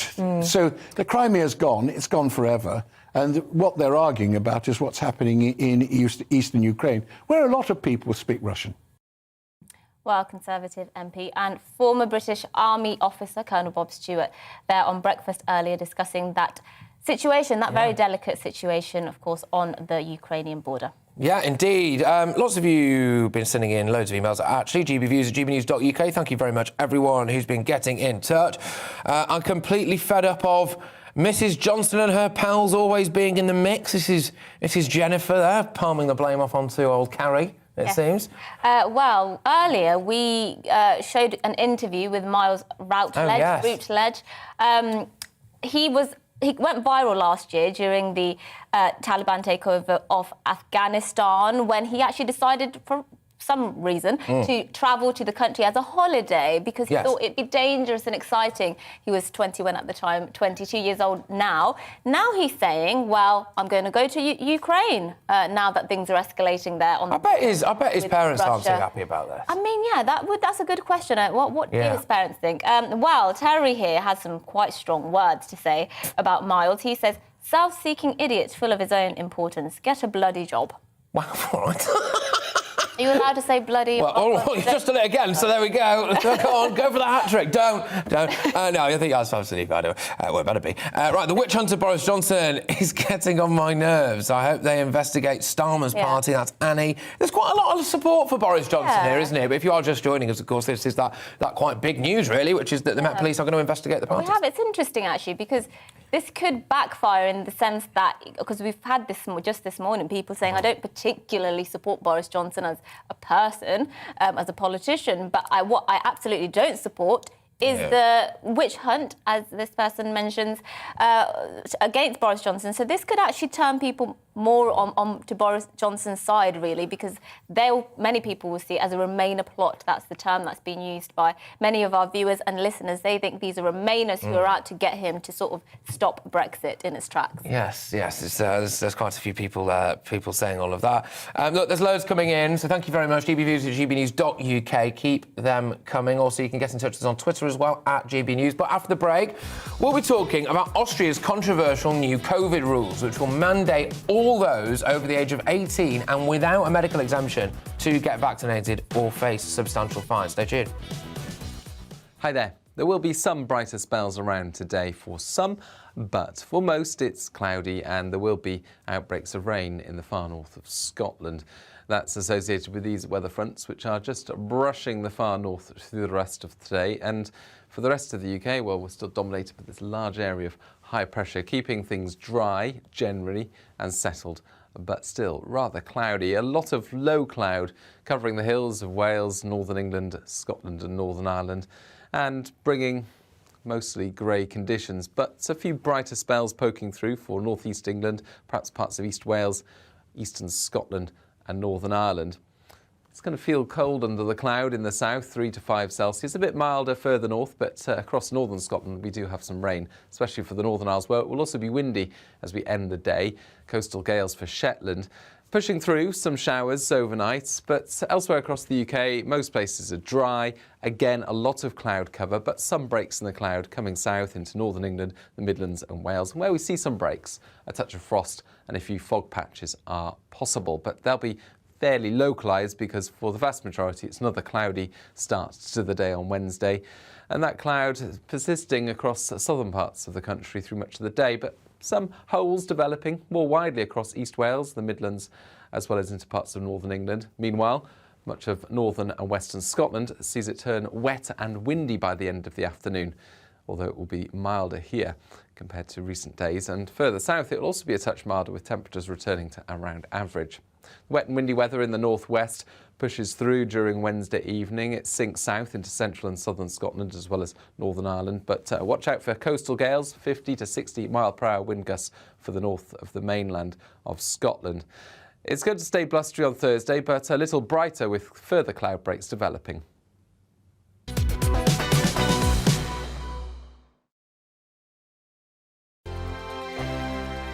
Hello there, I'm Eamon. And I'm Isabel. And you're watching the GB News digital stream across the United Kingdom. And around the world. If you're here in the UK, you can also watch us on your TV screen. GB News is Freeview channel 236. On Sky, we're channel 515. 626 on Virgin Media. Just remember, you might need to retune your TV to watch the channel. Yeah, and if you are doing that, find out more about retuning by going to gbnews.uk. Join my show Farage, 7 p.m. till 8 p.m. Monday through Thursday. And there you will get opinion, analysis, debate, and I'll cover stories that nobody else dares to touch.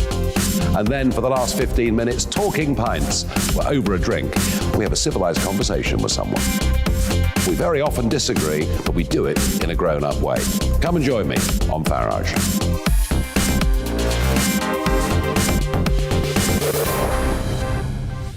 I'm Dan Wootton. Join me Monday to Thursday from 9 to 11 for the feistiest and most fun news debate on TV, where free speech reigns. I'll bring you a sharp take on the day's biggest stories, bombshell newsmaker interviews, and A-list guests. And I guarantee you, no spin, no bias, no censorship, and no reason to go to bed. That's Dan Wootton Tonight, Monday to Thursdays from 9 on GB News. Hello there, I'm Eamon Holmes. And I'm Isabel Webster. And we hope you can join us for Breakfast with Eamon and Isabel. You make me laugh out loud, belly laugh. Is that important first thing in the morning? Yeah, absolutely. And there's me trying to be deadly serious. News is a serious business. Yeah, I have to rein you in sometimes. Well, it doesn't stop us laughing at it. It doesn't stop us having an opinion on what's going on. Yeah. And it certainly will not stop us reflecting what you think. Weekdays from 6 to 9:30 on GB News. My name is Andrew Doyle. Join me every Sunday evening at 7 p.m. for Free Speech Nation. This is a show where we address current affairs and news stories of the week with the help of two wonderful comedian panellists. I brought in comics because I want to give it a lighter edge, and also they work for less. See you there.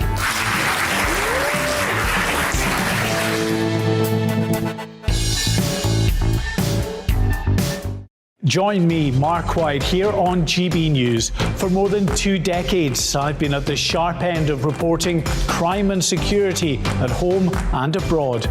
From the scourge of terrorism to the fight against violent crime and the deepening small boats crisis in the Channel, they're issues you rightly care about, and so do I. As GB News Home and Security Editor, my focus will be on the stories that matter to you.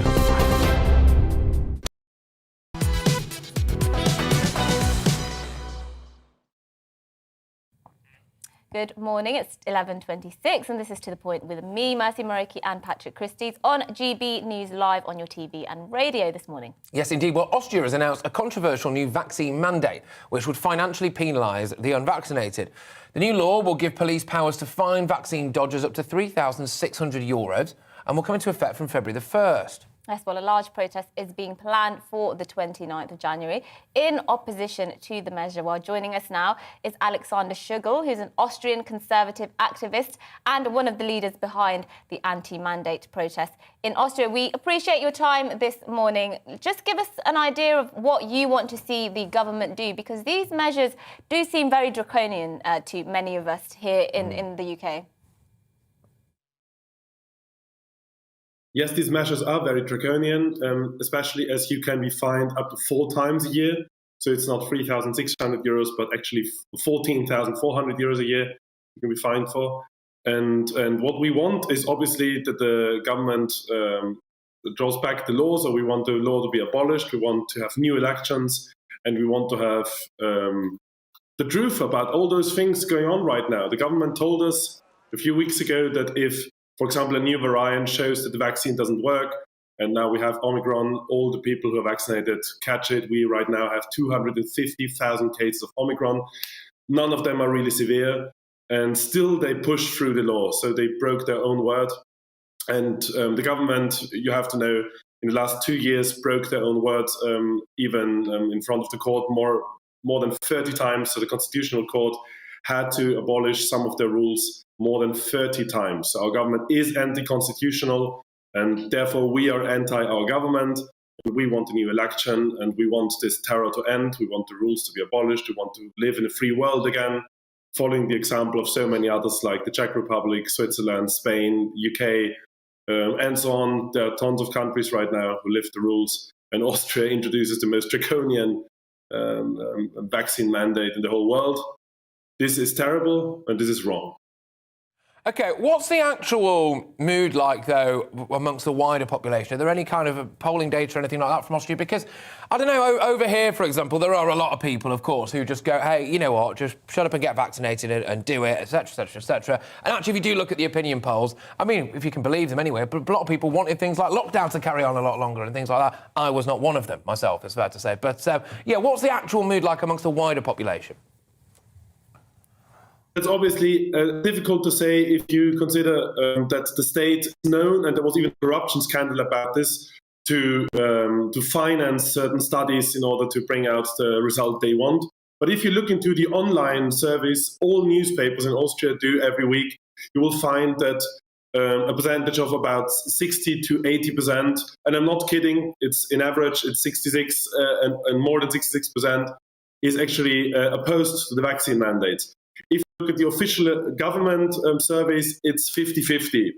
So even the government surveys can say that the majority is in favor of the vaccine mandates. But if you look at the, I think, more realistic number, the majority is opposed to them. You also see it on the streets. So we had the biggest protests ever in Austrian history against these vaccine mandates. We had in December and November, sometimes altogether all over Austria, more than 300,000 people on the street. In Vienna alone, more than 150,000 people. You see it on your pictures right now. It was huge. And if you know Austria, we only have 9 million inhabitants. Those numbers are really massive. And then what you also have to know is in our parliamentary process, every citizen is allowed to write a comment on a new law. Normally that's something 50 to 100, maybe something, if the law is a little bit more controversial, 200 people do this, or sometimes maybe 1,000. This time, 200,000 people wrote a statement to the government telling them that the law is unjust and wrong, which is a new record. And it's so big that even some of the judges and lawyers who work for the state and who have to take care of all those comments said that this won't be possible up to the point the law is discussed in Parliament.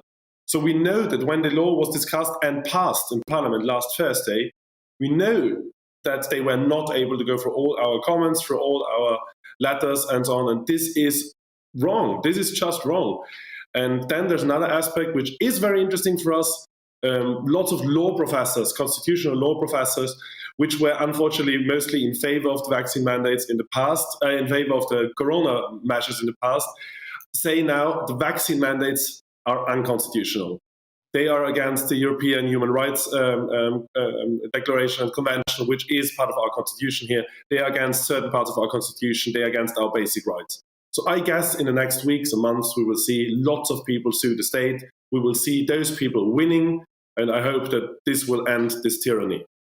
Well, Alexander, I'm sure the world will be watching, and politicians across Europe and across the world will be watching to see what happens and whether these protests will be successful. Alexander Schugel, thank you for joining us. Austrian conservative activist and one of the leaders behind these anti-vaccine mandate protests. I think it's absolutely shocking. I think it's absolutely shocking. Yeah. You know, you basically, removing bodily autonomy completely from your population. It is a step too far, isn't it? And also that there will be people wealthier people who don't want to get the vaccine and will say, well, look, fine, I'll just pay up for the €3,500. But that won't be an option available to poorer people, will it? So you're also sort of creating this class-based system of bodily autonomy where you can choose not to and pay the fine. Yeah, you can do. Or you'll be forced to have one. I'm just intrigued to see where this goes, really, because if people can't pay the fine, or refuse to pay the fine, presumably they go to prison. I mean, it's not far off, is it? The idea of someone essentially knocking on your door and you being strapped down and given the jab, Well, after the break, could it be last orders for your pint? A leading landlord warns we could see an extra 50p on each pint of beer. But before that, a look at this morning's news.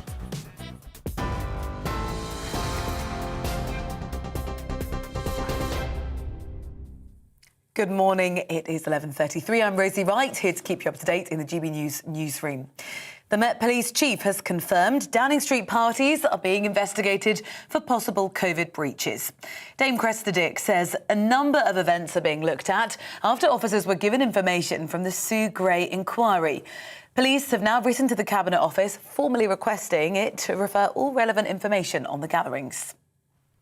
Russia's being threatened with an unprecedented package of sanctions if it invades Ukraine.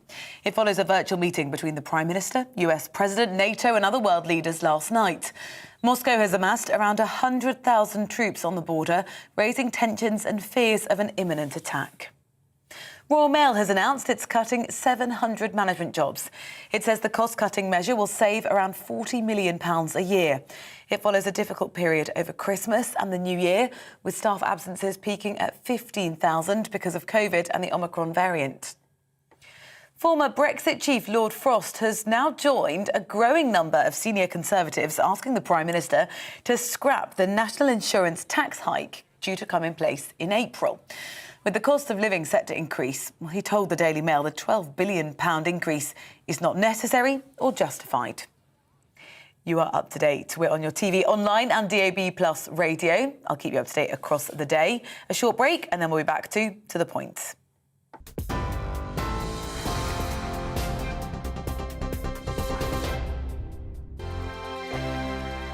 Hello there, I'm Eamon. And I'm Isabel. And you're watching the GB News digital stream across the United Kingdom. And around the world. If you're here in the UK, you can also watch us on your TV screen. GB News is Freeview channel 236. On Sky, we're channel 515. 626 on Virgin Media. Just remember, you might need to retune your TV to watch the channel. Yeah, and if you are doing that, find out more about retuning by going to gbnews.uk.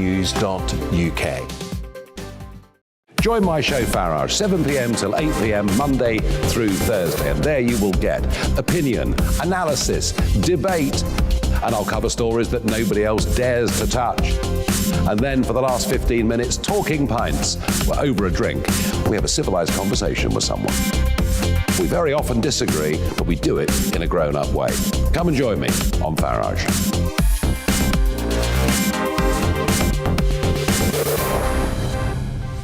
I'm Dan Wootton. Join me Monday to Thursday from 9 to 11 for the feistiest and most fun news debate on TV, where free speech reigns. I'll bring you a sharp take on the day's biggest stories, bombshell newsmaker interviews, and A-list guests. And I guarantee you, no spin, no bias, no censorship, and no reason to go to bed. That's Dan Wootton tonight, Monday to Thursdays from 9 on GB News. Hello there, I'm Eamon Holmes. And I'm Isabel Webster. And we hope you can join us for Breakfast with Eamon and Isabel. You make me laugh out loud, belly laugh. Is that important first thing in the morning? Yeah, absolutely. And there's me trying to be deadly serious. News is a serious business. Yeah, I have to rein you in sometimes. Well, it doesn't stop us laughing at it. It doesn't stop us having an opinion on what's going on. Yeah. And it certainly will not stop us reflecting what you think. Weekdays from 6 to 9:30 on GB News.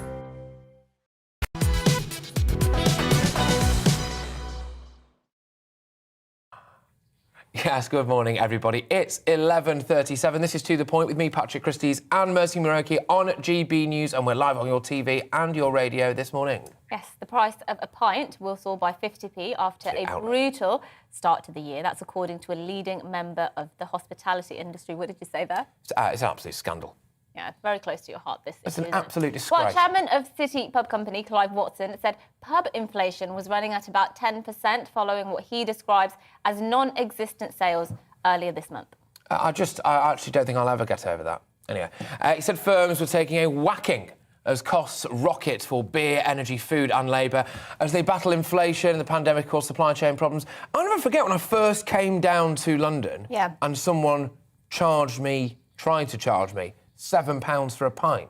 Yeah. I punched them. Yeah, that's the thing is, there's a massive north-south divide. Or actually, just you get not the a same amount of north-south beer up divide. north, It's actually just a London and everywhere else divide, isn't there? Absolutely. And we get used to. I think we've gotten used to kind of London inflated prices. So whenever I go back at home in Northamptonshire, I'm always shocked at almost how cheap everything seems to be. Well, joining us to discuss this is Adam Brooks, who's a publican and campaigner for pubs. Thank you so much for joining us. I believe it's the first time we've had you on. I follow you very keenly on Twitter.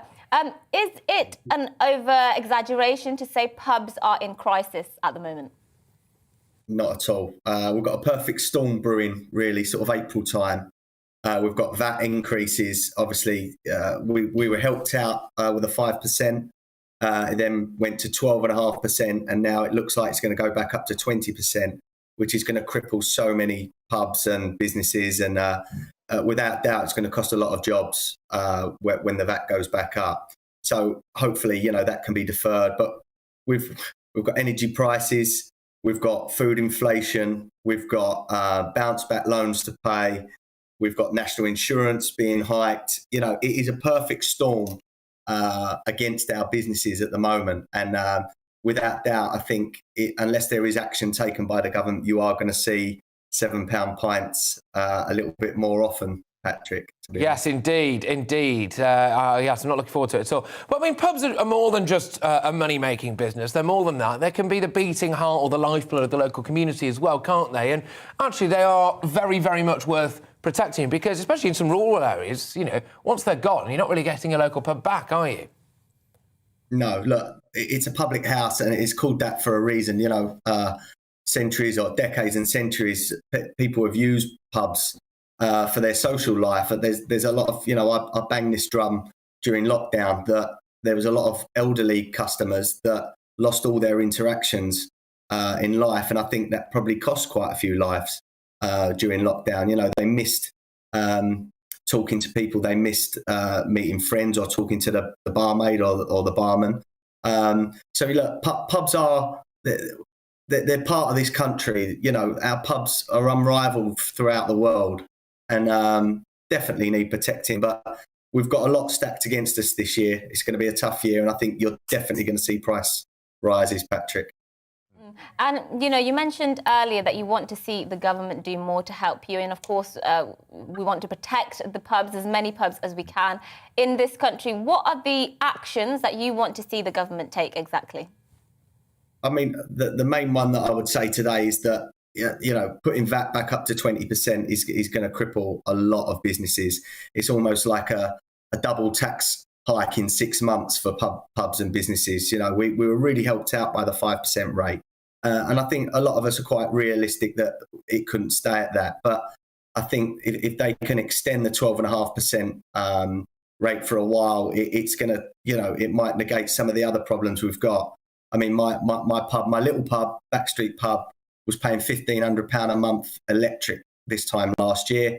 It's now £3,000 a month. So I don't think a lot of customers and the public know the costs that are hitting businesses and pubs at the moment. But it's certainly a perfect storm.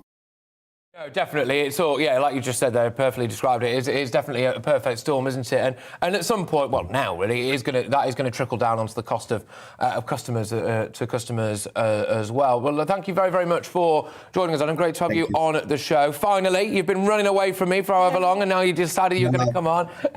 So cheers. No, great to have you on the show, Adam Brooks there, publican and campaigner. Yes, look, just discussing the fact that the price of a pint is up 50p apparently. Yeah, you forget, don't you? You mentioned there his energy bills at one of his pubs gone up from £1,500, doubled to £3,000, and you forget the sheer costs involved in actually just keeping something open, let alone everything else in terms of buying stock and hiring staff and things like that. But speaking of energy and the cost of energy, Russia is Europe's biggest gas supplier, but as tensions with Ukraine increase daily, how vulnerable exactly is the UK's energy infrastructure? Well, Ukraine have reignited fears that the Kremlin may weaponise its gas reserves by restricting exports to Europe in the face of potential sanctions. Ministers have reportedly been warned that the UK could face further record-breaking prices for gas and petrol pumps as well. So the Russian added as well. So with the added Russian threat, you mean to say, could Europe's energy crisis become a catastrophe? Well, joining us to discuss this problem is Malcolm Grimston, who's energy expert and senior research fellow at Imperial College London. Good morning, Malcolm. We posed the question there whether this energy crisis could become a catastrophe. What are your thoughts on that? The more we hear about it, the longer term these disruptions seem to be. One of the problems is has so many sources happening at the same time. A cold winter last year that meant that gas reserves generally across the world fell rather. The fact that the world is coming out of its post-COVID recession, that means it's using a lot more gas, and we haven't quite caught up with producing more. But Russia has the greatest gas reserves, the biggest gas reserves in the world. It's right on Europe's doorstep. And so, of course, Russia is an extremely important part of our energy picture. Yeah, absolutely. I mean, this is potentially going to be incredibly, incredibly expensive for people now. Do you think that people understand exactly how much money it could end up costing them energy-wise? I mean, what do you think it could rise to? Well, no, I mean, we've had a long time of basically very cheap energy prices, with the odd exception. There was a bit of an increase 10 years ago, but it was fairly short-term. And compared to where we were in the 1970s after the great oil shock there, energy has been very cheap for a long time, and I think we've kind of got used to that. And the fact is that the increases we're seeing, the wholesale price of gas has well over doubled, and in some areas more than that. Now, that's not the whole picture. That's about half of our gas bill, though. And so inevitably a point comes when that has to be passed on to the consumer. And the last item you just is a very good illustration that it's not just our bills in our homes that are likely to be affected. Many industries use a very great deal of energy themselves, and they will have to pass those price increases on to us as well. So I think we are just gradually beginning to realise how serious this could be. Yeah, indeed. And do you think it's at all likely that Russia will just turn the taps off? No, I mean, if we look at it from Russia's point of view, Russia depends on selling gas and oil, and to a much lesser extent coal, but particularly gas and oil is, I'm fairly sure they are the major earners for international currency from Russia. And so, like with all trades, it's not that one side is doing the other a favour by selling stuff. It gets paid for it, and that becomes an important part of its own income. What is clear, though, and we have seen this a couple of times over the last decade with gas into Ukraine and with oil into Belarus, when there was political tensions there, that Russia does have a big stick in its back pocket here. It doesn't have to use it terribly often. It just needs to remind us how serious things could be. The European Union as a whole only actually produces about a quarter of the gas that it uses. It imports about 3/4 of it. We're a bit luckier. We've still got North Sea reserve, but we still import half of our gas in this country. And Russia is responsible for not far short of half of all the gas imports into the European Union, including the UK within that sphere for the moment. So Russia is a major player with this. And it's not that it's going to switch the taps off forever, but it does have a weapon if, for example, the West is feeling like Western Europe is feeling like making a big deal over Ukraine, as I think we should. Russia, I think, will undoubtedly just remind us that it has a few weapons in its armoury as well. Yes, indeed. And something the government is supposedly considering, it was reported in the papers about a week ago, is that the government ministers were considering giving a 500 one-off payment to help the poorest families deal with the rising costs of their energy bills this year. Do you think measures like that are helpful, or actually are they just a sticking plaster to a much longer-term problem that we'll face? You see, there are ironies here. There's actually some rather good things about high energy prices. One thing is high energy prices sends a signal into the market to invest in new infrastructure, which we need because we haven't done a great deal of investment into energy apart from wind farms and solar farms for some time. So we have to spend a lot of money on energy, and high prices sends the signal that now is the time to do that. And from our own point of view, high prices makes us take energy efficiency more seriously. We may get that lagging done that we've been thinking about for a while, or remember to switch off all of our lights or turn down the heating to a comfortable level, but not to a level where we have to open the windows in the middle of winter to get rid of the heat. But of course, the real problem is for those who are in most fuel poverty or general poverty. And I think targeting £500 sounds a good start, but targeting help to them seems to me a better way forward than actually trying in some artificial way to reduce the energy price for all of us, including those who reluctantly can afford it. Because if you do squash the profits of the energy companies, they'll stop investing and we'll be in an even worse state. Gosh, Malcolm, thank you very, very much. Expertly done. Malcolm Grimston there is indeed an energy expert and Senior Research Fellow at Imperial College London. Everything seems to be going up. Prices of pints. However, Jim's been in touch. Thank you very much, Jim. Come to the White Hart in Todmorden, where you can get a pint for 99p. Yes, just 99 pence. Jane. Oh, gosh, I'm not sure what's in Pint it. of what exactly? That's my question. Here we go. My local Conservative club in Staley Bridge, their price increase was a massive 16p, bringing the price up to £2.20 for a pint of better. That's all right. Not bad at all. Not bad at all. Sure. Well, now, today is, of course, the 25th of January, and Burns Night will be celebrated this evening across Scotland and beyond, as many pay their respects to the bard, Robert Burns. His work includes the likes of Auld Lang Syne, Classic, that one. Tam O'Shanter, That's and an Address absolute to a classic. Haggis. We sent our Scotland reporter, David Donaldson, to the Burns Museum in Ayr. Is that how you say it? Yeah, it is. This is the humble cottage in Alloway where Robbie Burns was born in 1759 and lived for the first 7 years of his life. It's been turned into a museum to highlight the early years before his first venture into poetry. I think, it's one of the last few remaining buildings of its type. It's stuck in the middle of Alloway village, and obviously the buildings that have grown up around it. So it's a bit of a surprise sometimes when people see it. But I think it really takes you back to the basics and what life was like when Burns was born there. Burns had a good education and started writing songs and poems to impress women, who would prove to be a huge part of his life. He later moved to Edinburgh, selling some of his work to William Creech for 100 guineas. However, he produced one of his greatest pieces of work before becoming an excise officer in Dumfries. Behind me is the Old Brig, or Brigadoon, famous in Tam O'Shanter. Tam raced across the bridge to try and escape witches and warlocks who couldn't cross the water. However, his horse Meg wasn't so lucky and lost her tail.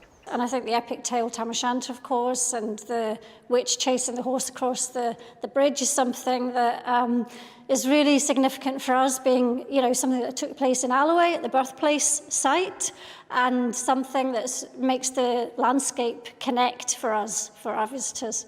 And what's the visitors' experience like? Because obviously coming somewhere like this must be hugely popular. I saw some school children coming out as I came in. Yeah, obviously for the last 2 years we've not really had any school visits. We've started to have them again this year, and it's really, really encouraging to hear that familiar sound of a group of children enjoying the museum again. But I think obviously we've got this modern building of the museum that has the collection within it, and that keeps the collection in the conditions that it needs to be kept in to preserve it for the future. Burns took ill at the start of 1796 with rheumatic fever and died in July that year, aged just 37. His funeral was the same day as his son Maxwell was born. And little did he know how much his work would be celebrated across the world long after his death. David Donaldson, GB News. Wow, there we go. Are you going to be celebrating Burns Night at all? Will you be eating any haggis? Do you know what? I've never had haggis, and I know there was some this morning on the breakfast show with Eamon and Isabel. I had a nibble of Eamon Holmes's haggis. Yeah, it's nice. What yes. does it taste like? Tell me. Well, oh, God. Oh, it's a hot... Right, OK. You started it. Well, yeah, it's haggis. I used to think a haggis was like a little furry animal that used to rampage across the Highlands. Doesn't surprise but me. actually, it's not. I think it's sheep's intestines, isn't it? Something like that, haggis? No, you tell me. Anyway, it's nice. Good stuff.